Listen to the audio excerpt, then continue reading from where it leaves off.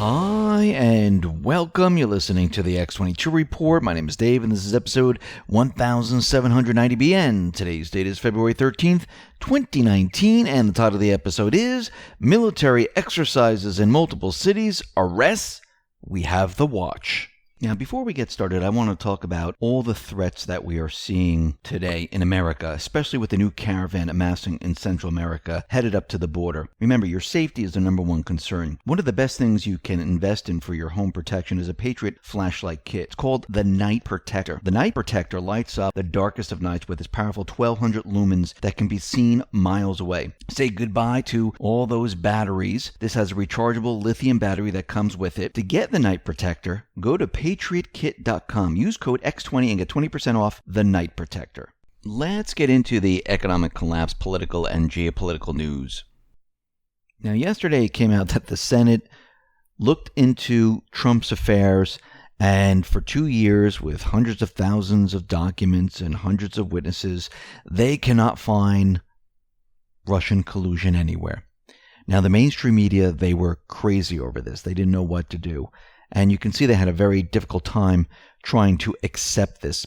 Some networks accepted it a lot better than others, but you can see that those players, the deep state players who set this up, they are panicking right now.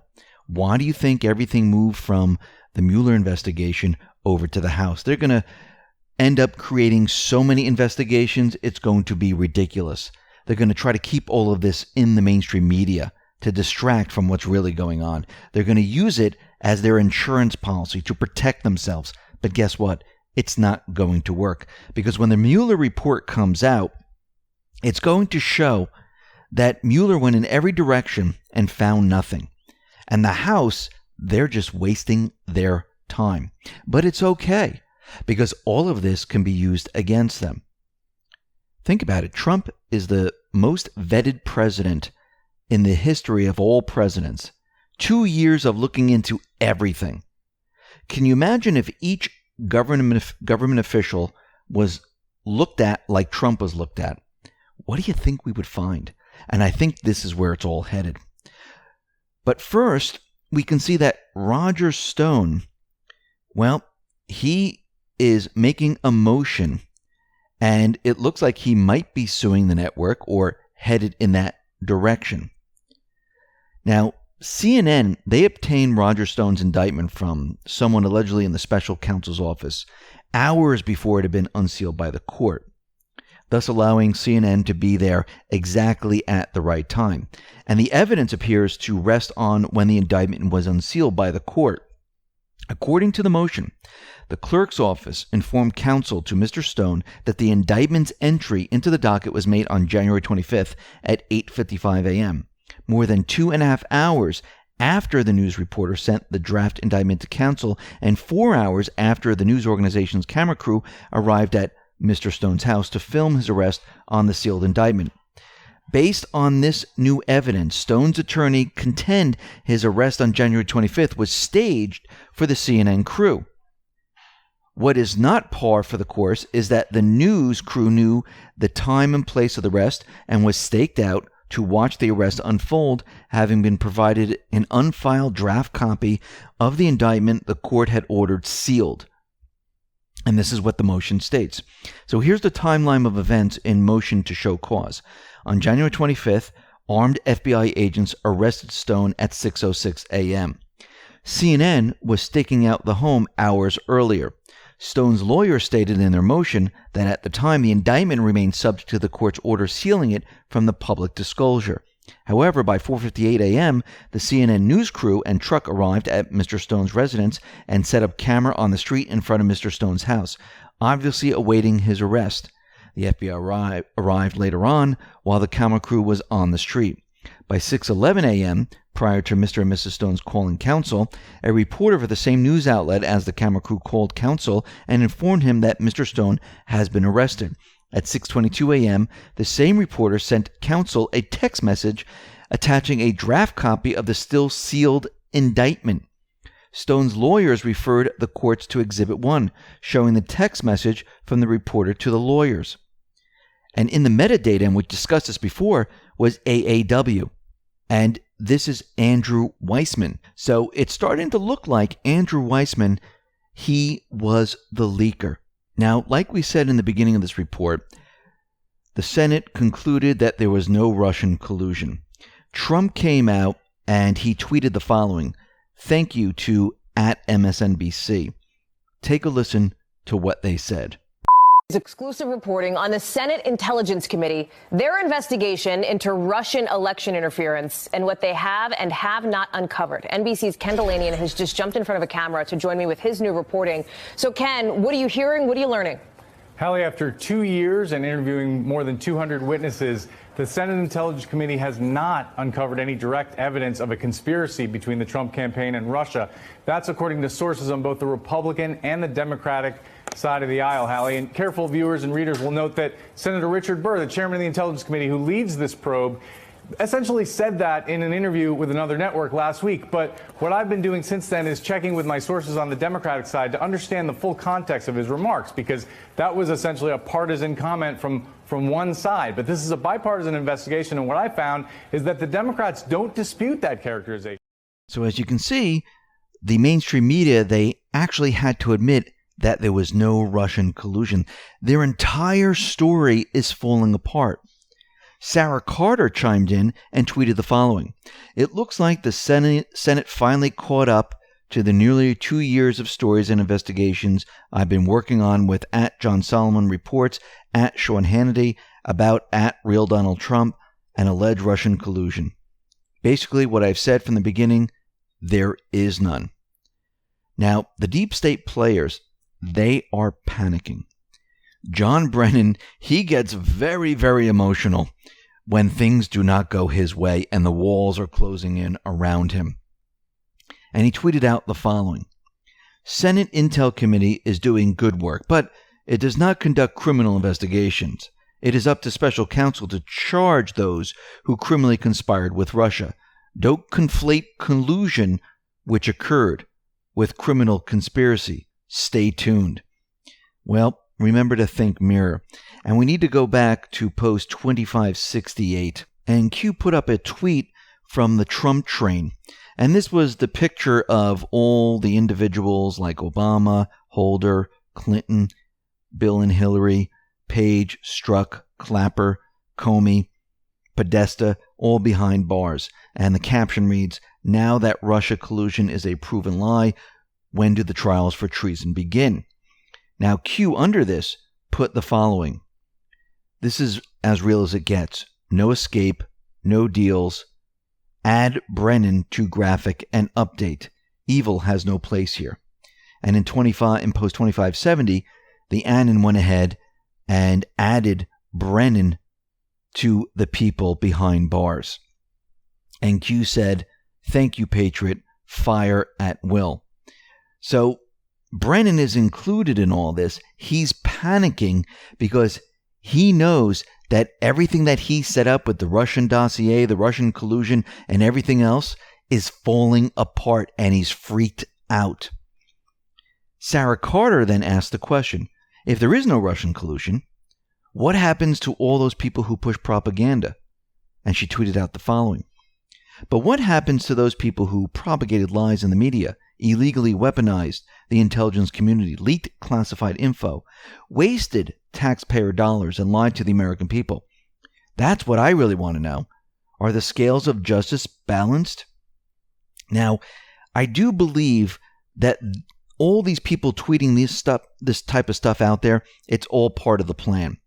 They want people to ask questions. Oh yeah, what does happen to all those people that lied? What happens to all these people that pushed this fake information, propaganda?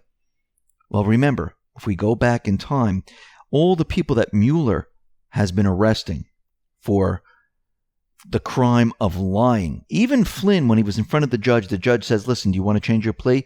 Flynn said, "Absolutely not." And there was a reason for this, because they want those people arrested for lying. Remember, people are going to be arrested for many, many different things. Some are going to go for treason, for the Uranium One deals, the Clinton email servers.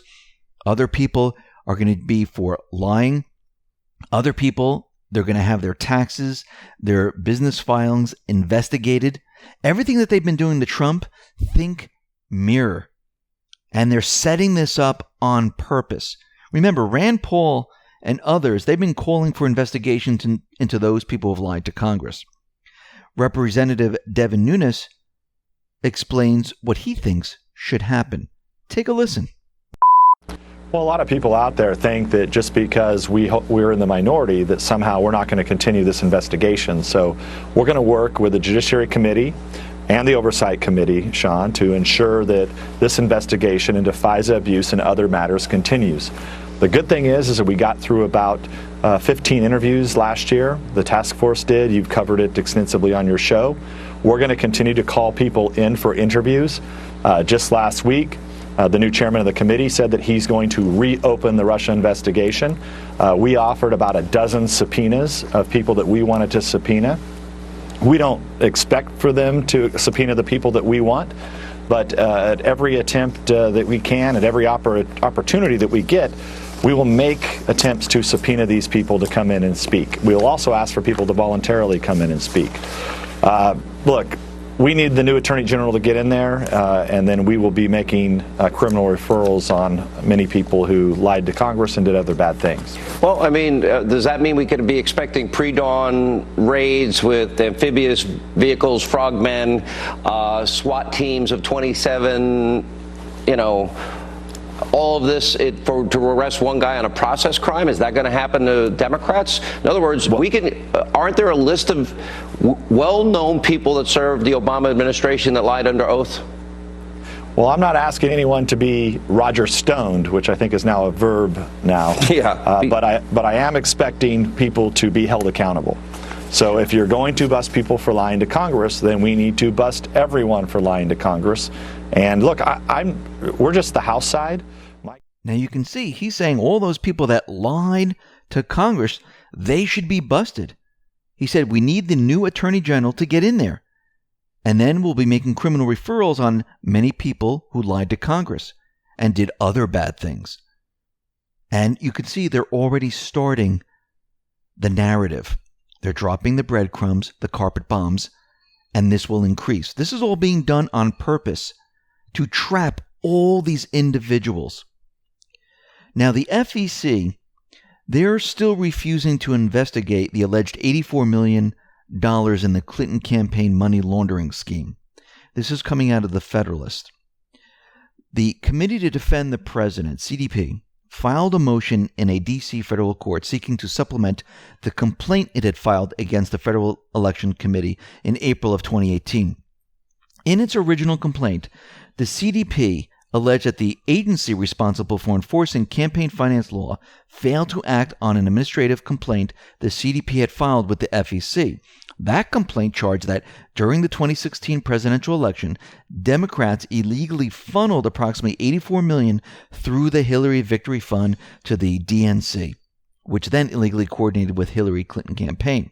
Now, under federal law, an individual donor can contribute $2,700 to any candidate, $10,000 to any state party committee, and during the 2016 cycle, $33,400 to a national party's main account. These groups can all get together and take a single check from a donor for the sum of those contribution limits. It's legal because the donor cannot exceed the base limit for any one receipt, and state parties can make unlimited transfers to their national party. This legal loophole allows bundlers to raise large sums of money from wealthy donors, more than $400,000 at a time, filtering the funds to the national committees.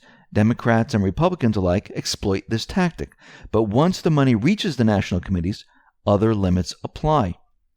So during the 2016 election, Democrats followed the formula, with Clinton, the DNC, and participating state Democratic committees establishing the Hillary Victory Fund, HVF, as a joint fundraising committee to accept contributions from large donors.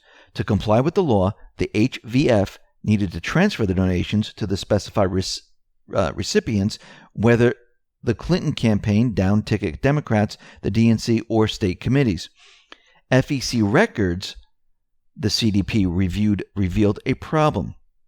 HVF reported several large contributions as received, and on the same day, or occasionally following that day, the DNC recorded receiving the same amount of funds from a state Democratic committee. But the state Democratic committee never reported receiving the contribution from the HVF or dispersing the funds to the DNC.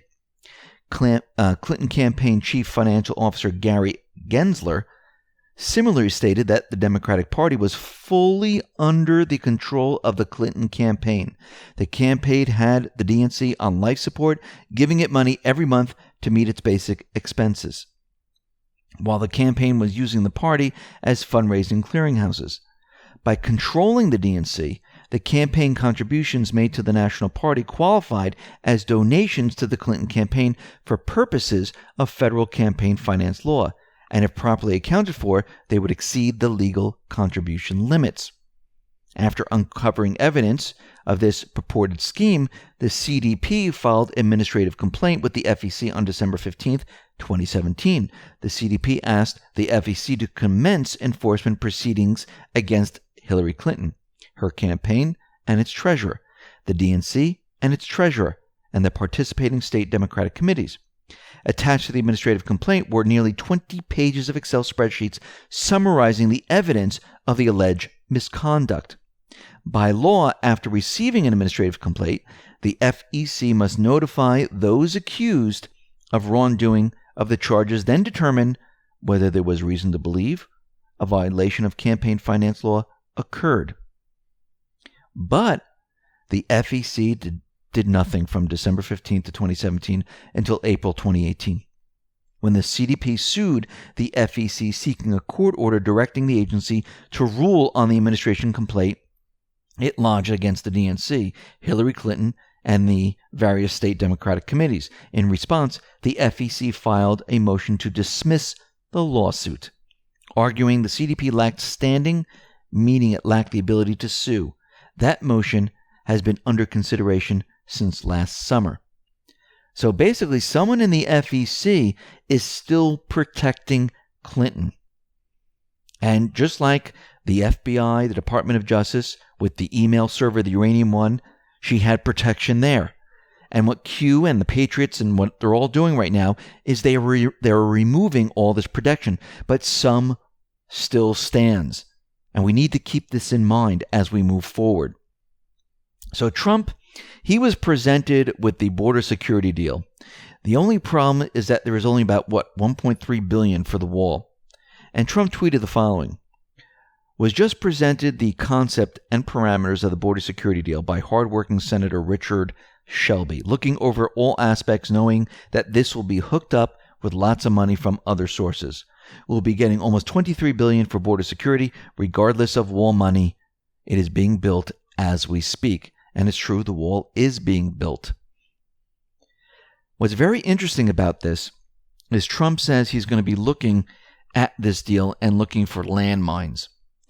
And just hours after Steny Hoyer said a vote on the border funding compromise bill had been set for Thursday night, Republican members of the 17 lawmaker compromise committee have said that some internal squabbling has erupted over the text of the bill. Georgia Congressman Tom Graves said the bill is leaking oil right now. He's recommending that the text of the bill be allowed to sit for a few days in the name of transparency, which means they need to read it over. They need to comb through it and dissect it to see, like Trump said, if there are any landmines in there. Graves is undecided on the bill, but if he bolts, it could possibly mean that this whole thing completely falls apart. And knowing all these bills, I'm sure there are certain landmines in this bill. Now, we're starting to see certain indictments. Well, they are being opened right now. They're unsealed. Monica Witt, 39, a former U.S. service member and counterintelligence agent, has been indicted by a federal grand jury in the District of Columbia for conspiracy to deliver and delivering national defense information to representatives of the Iranian government.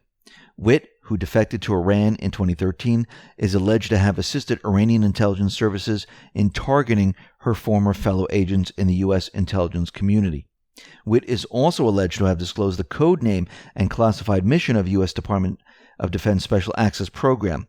An arrest warrant has been issued for Witt, who remains at large, and there were other Iranian nationals that were also indicted. So the indictments, they are now being unsealed, and we're going to see more and more of these as time goes on. Out in North Korea, both Kim Jong-un and the South Korean President Moon Jae-in, they are becoming closer and closer, and it looks like peace is really working in this area.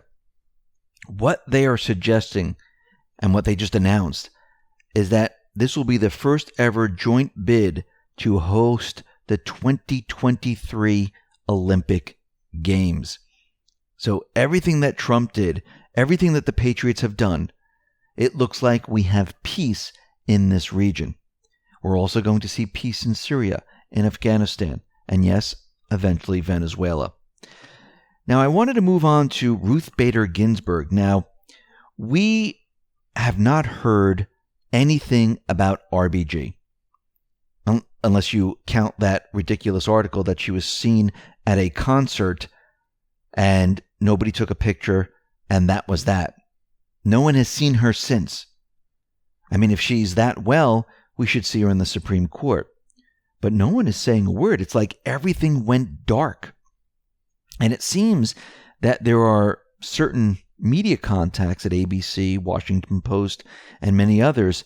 They are being told not to report on anything that has to do with RBG.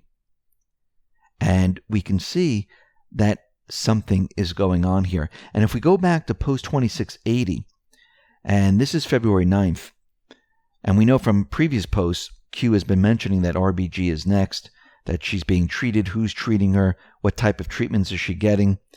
And this says, read between the lines, blockade, end, good to go. And these are all three separate lines. And if you take the first letter of each one of these, and we mentioned this before, it turns out to be RBG. So read between the lines, the blockade has ended, they are good to go. What I think they're waiting for is the announcement. Now, this will probably be used for an event, maybe the Mueller report or something else, where they might have this as a complete and utter distraction, because when the Mueller report comes out and shows there's absolutely no Russian collusion, their entire narrative falls apart. Now, General Flynn, he changed his banner. He put up the Flynn family crest, and it's like a picture of the wolf and lions with claws. And it looks like things are changing now. And if we look at the wolf is a symbol of guardianship, ritual, loyalty, and spirit.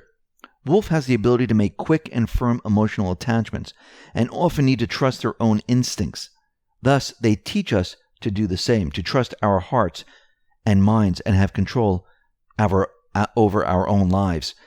And in a way, Flynn might be telling everyone to trust the plan, to trust what you feel, trust your thoughts, trust your heart, trust your instincts. Don't worry, we're headed in the right direction. Now, what's very interesting is that over the last couple of weeks, we've been seeing military exercises in LA, New York City, and we're seeing one today in DC. Norad is planning an exercise today in DC.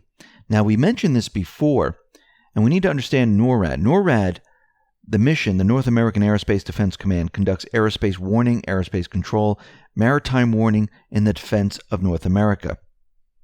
U.S. NORTHCOM mission, the United States Northern Command partners to conduct homeland defense, civil support, security cooperation to defend and secure the United States and its interests. Vision, NORAD, and U.S. NORTHCOM, with our trusted partners, will defend North America by outpacing all threats, maintaining faith with our people, and supporting them in their times of greatest need. And their slogan is, "We have the watch." And if you remember, Q put up a picture of a watch and said, "Follow the watch." Now, we need to understand and think about, why are all these things happening right now? in the cities. What are they planning for? Well, we know that as soon as the Mueller report comes out, that's the first alarm bell. That means Trump and the Patriots, they can start making their move. They can declassify, they can produce the Huber report, the OIG report, and the rest. And these indictments, they can be unsealed, which means there'll be arrests. The question is, since Norad says we have the watch, are they watching everything and getting ready to make a move? Now, do I mean this is going to happen tomorrow? No, but I do believe they are practicing to make arrests. Remember, these people are not going to go quietly. The evidence that Trump and the Patriots have against them is unbelievable. I mean, they're going to declassify everything they were doing. Remember, the whole Russian collusion story was a mirror to what they've been doing. So they were trying to project this onto Trump when Obama, Comey, Mueller, they were all part of the Russian collusion, the Uranium One deal. Brennan is caught up in creating this fake Russian Steele dossier that, and the Russian collusion hoax. They're all implicated in this.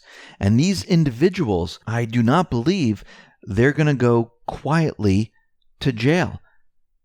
They're not just going to go quietly when they have to be arrested. I think they have other plans. Now, we might see suicides. We might see people on the run. We might see people who are trying to defend themselves against these individuals. But we know they're not just going to sit there and say, okay, let the American people judge me. Because if they allow this to happen, all the documentation, all the facts, everything is going to come out, and everyone's going to know that they are traitors. That's what they'll end up being once all this comes out. And I don't believe they want the American people or the world moving forward to think of them as traitors. They will always be known as treasonous traitors. So you can expect something else to happen. And I believe the military, Norad, they're planning for something much, much bigger. Listen, everyone, thanks a lot for listening. Be well, be safe, and especially be prepared. Thanks a lot.